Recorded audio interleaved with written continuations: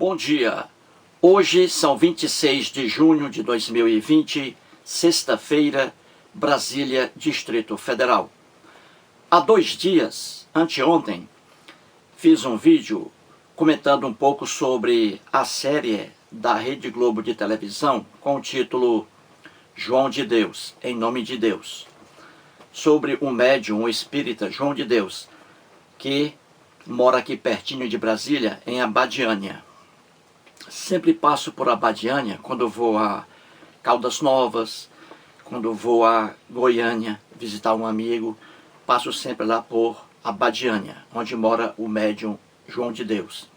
Então fiz aqui um vídeo comentando um pouco sobre essa série. São 6 episódios, 6 capítulos. Já os vi por completo, em 2 dias. Já terminei a série. Por que terminei a série? Porque sou assinante do Globoplay. O Globoplay é uma coisa maravilhosa para quem gosta dos programas da Rede Globo de televisão. Você tem acesso pelo Globoplay, você tem acesso a séries, várias séries brasileiras e estrangeiras, a vários filmes. Você tem acesso a todos os jornais da Rede Globo. Você perdeu um jornal, por exemplo, você perdeu hoje o Jornal Nacional. Aí 2 horas depois ele está disponível para você no Globoplay. E séries, você vê pelo Globoplay, você vê as séries por completo em 2 dias. Já para quem não é assinante do Globoplay, você tem que esperar semana a semana para assistir a um capítulo. Numa semana, um capítulo. Na outra semana, outro capítulo. Então você sendo assinante, você já assiste de imediato. E eu pago apenas mensalmente R$ 19,90. Vamos arredondar para R$ 20. O que você faz com R$ 20? Quase nada. Com certeza com R$ 20 você compra apenas 2 garrafas de cerveja e acabou-se. Então o Globoplay é maravilhoso. Vejo também todos os jornais que passam em todas as capitais. Você que mora aí em qualquer lugar do Brasil, eu tenho acesso ao jornal da Rede Globo que passou na sua cidade hoje, pelo Globoplay. Então essa série, em nome de Deus, sobre o espírita, volto aqui para contar mais detalhes, entendeu? Então veja, ali na série, que é maravilhosa, 7 mulheres ficam sentadas em cadeiras numa roda, 7 mulheres e 7 vítimas do João de Deus. E aí elas vão narrando, né, o que elas vivenciaram com o espírita. Então trago aqui um depoimento muito contundente. Um depoimento muito triste de uma vítima do João de Deus, que é a atriz Débora Calume, ex-viúva do grande cineasta Fábio Barreto. Entendeu? Então o depoimento dela, que está na série, é simplesmente uma coisa dolorosa e muito importante, e é por isso que eu trago aqui, para que você aí tenha pelo menos uma ideia. Então vamos lá, você vê aí a Débora Calume, a bela atriz, ex-esposa, ex-viúva de Fábio Barreto. Ex-viúva de Fábio Barreto. Hoje ela vive com outro homem, casada com outro homem. O Fábio Barreto faleceu ano passado. E a situação dela aí, diante do espírita João de Deus, você vai ter uma ideia agora, que foi uma situação que ela passou ali, que marcou profundamente aí esse sofrimento aí vivenciado por ela, em busca de uma cura para o esposo. Então vamos aqui, para você entender. O Bruno Barreto, ou melhor dizendo, o Fábio Barreto, grande cineasta, por exemplo, ele foi o diretor do filme Lula, o Filho do Brasil. Eu não assisti ainda a esse filme. Questão aí envolvendo político, aí eu não assisti ainda a esse filme, Lula, o Filho do Brasil. Então o diretor foi o Fábio Barreto, o esposo da Débora Calume. E também o filme, ele dirigiu o filme O Quatrilho. E aí sim, eu assisti a esse filme, também sob a direção do Fábio Barreto. O Quatrilho, um filme maravilhoso, um filme maravilhoso. E esse filme foi indicado ao Oscar na categoria Melhor Filme Estrangeiro. Então assista a esse filme, O Quatrilho, fantástico. E aí, dirigido pelo Fábio Barreto. Muito bem, e o que aconteceu com o Fábio Barreto? Na época, esposo da Débora Calumny. Em 2009, em uma das avenidas do Rio de Janeiro, ele sofreu um acidente de carro terrível. Caiu numa vala e aí teve traumatismo craniano. Testemunhas disseram que ele foi fechado por outro carro. E aí, na velocidade, ele bruscamente levou a direção para a direita e aí caiu numa vala. E ali, traumatismo crânioencefálico em 2009.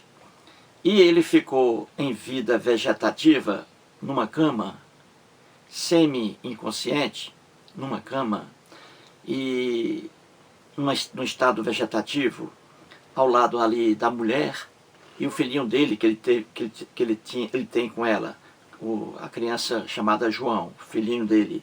Então ele ali, ao lado da sua esposa e de seu filho, sem ter noção alguma do mundo, totalmente parado. Quando abria os olhos, ele não tinha a capacidade de distinguir onde ele estava, com quem ele estava. Então ele vivia uma vida vegetativa.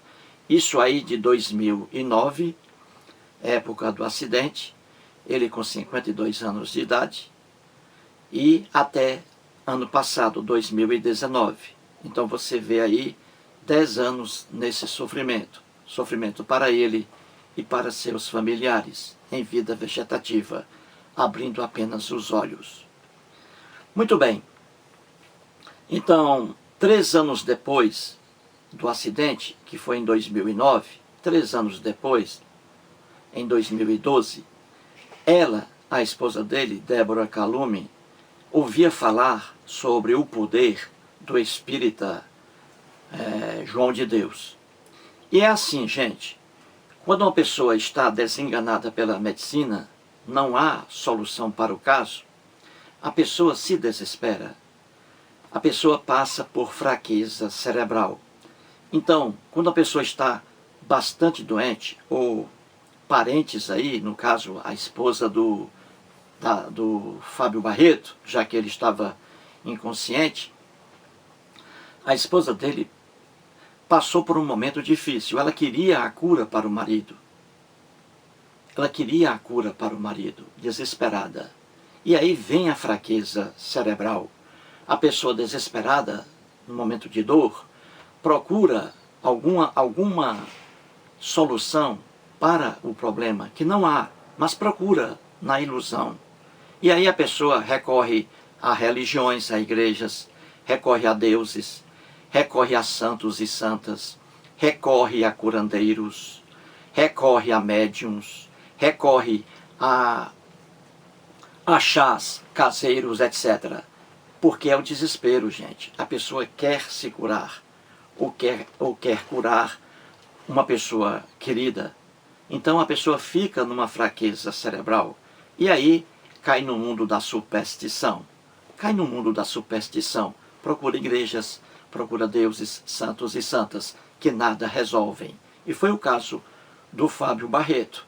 Então a Débora Calumny, juntamente com o pai do Fábio Barreto, saíram do Rio de Janeiro, capital, e vieram para cá, perto de Brasília, cidade do João de Deus, Abadiânia, e ali no centro espírita montado pelo João de Deus.